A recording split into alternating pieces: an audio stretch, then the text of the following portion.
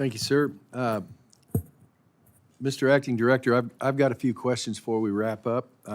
How's the home application to leave? State Department gives somebody $1,000. Do we have any preliminary data on how that's working? People signing up for that? What? So we do have some preliminary data that we do have individuals signing up for that in order to take that. That's very specific piece, although we built that application, it's being run by ICE in regards to getting that through and the department in regards to applicants in that process. Okay, so if you could have your folks just kind of get back to us, and it's not a trick question, so I'm just kind of curious. Right. How's that working?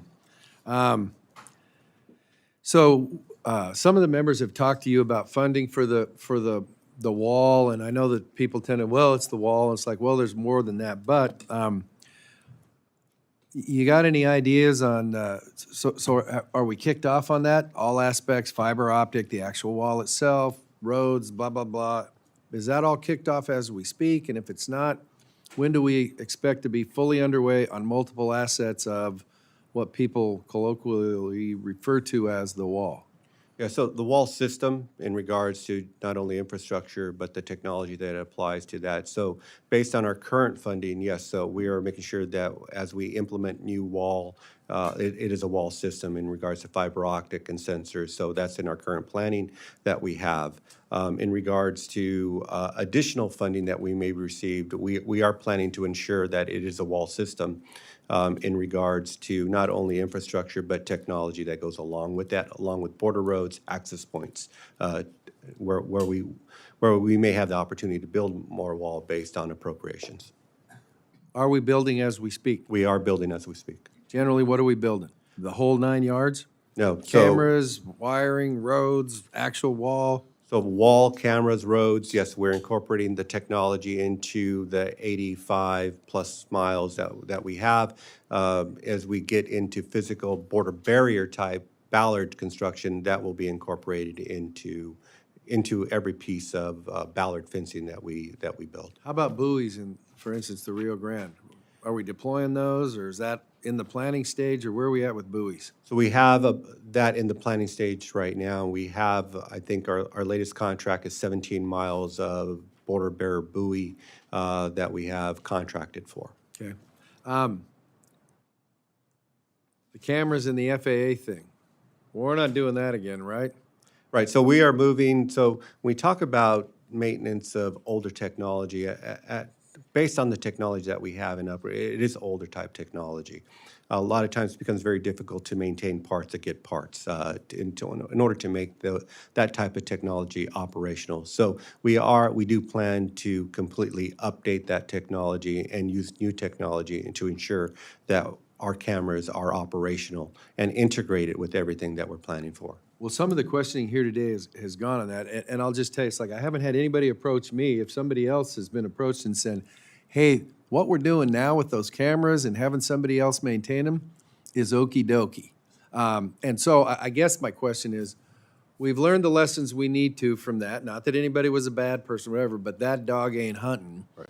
So as we go forward with new recapitalization of that particular part of your mission, we're going a different direction. Right. Okay? The last thing I've got is I've got a concern, and I know there's some moving parts to it, but when you keep getting reprogramming requests to move money out of hiring people and moving it into other areas, at some point in time, I hope that one of the things we're working on is we got to change the way we assess and bring people on board, that hiring process. So I know that, and I'm not saying it's yours, but it is other federal ones, so maybe it's yours. By the time we get done advertising, identifying somebody, putting them through the test, going through all the drill or whatever, it's not unusual to have people say, hey, thanks, but I went someplace where I can start working 6 months ago. And so my question is, where are we at in basically rethinking how we assess Border Patrol agents, employees, whatever, so that we quit getting reprogramming requests, which basically cannibalize money that we're like, hey, I know you need more people. Here's the money. And it's like, well, we can't get them on board fast enough. At some point in time, there's a, you know, it's a credibility thing where you're like, well, we keep putting this money in, but it hasn't been used for that. So it's like, when we give you the money, we want you to bring new people on. Anybody working on a plan for this is how we revamp our whole hiring process? And by the way, I know some of it is, well, you know, we got to go through OMB and their program or whatever. It's like, well, let's triage that. And if we can help you, then good. Are we doing any of that? Hopefully on, you know, new cameras, new technology, and oh, by the way, new program to actually bring these folks on? Thank you for the question, and we are. So we've taken a hard look at what our hiring process is.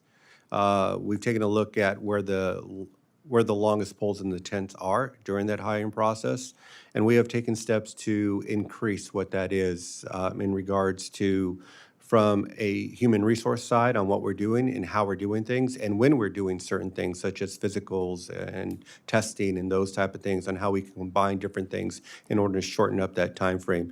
We're also in regards to recognize that when we have applicants and they start through the process, that assigning somebody, a recruiter or somebody through them to help them through the process, we have a higher percentage of yielding on-board rates and shortening that time frame from application to on-board. So we're increasing what our ability is for recruitment as we continue to look at what the funding looks like, ensuring that we're having a recruiter attached to applicants that are getting through the process. We're looking at what the background investigators, the need for background investigators, the need for polygraphs, and the need, what that number looks like and what our bandwidth there. So we continue to look at the entirety of that process down to locations and hard to fill locations and what we can do about getting applicants into hard to fill locations.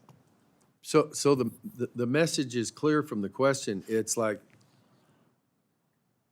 I think you guys have plenty of credibility where you say, we need 20,000 more people to operate and retirements, and we expect a surge and all that stuff. I get all that. Now that everybody recognizes that, it's whatever needs to be done to do that in real time, because with each reprogramming request that cannibalizes those funds, it doesn't look good in terms of, yeah, we heard you and we're trying to help you, but the money never ends up getting there because of fundamental flaws in that process. So thank you for your input, and we'll look forward to working on that. CBP has historically been an excellent partner as we work through the annual appropriations process, and I ask that continue for fiscal year 2026. We won't surprise you, don't surprise us, that's simple. For the get back questions that members of the subcommittee had today, we ask that you respond in 15 business days. I know you're busy, but this process is moving quickly, and so what I don't want to do is have the train leave the station and us make assumptions which are not based on factual information. There may be additional questions members provide in writing, and we ask you to respond to those in a timely manner. I'd like to thank you again for coming. Been an excellent witness, and the subcommittee stands adjourned.